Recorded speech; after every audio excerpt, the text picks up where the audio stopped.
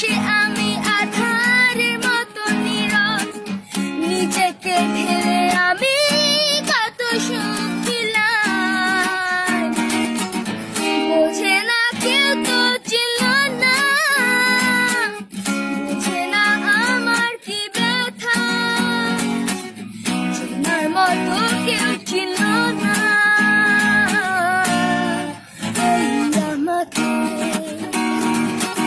বোঝে না কেউ তো ছিল না, ও আমার সুরের বুকে কান্না লুকিয়ে থাকে, আমার চোখের কোণে নোনা ছবি আঁকে।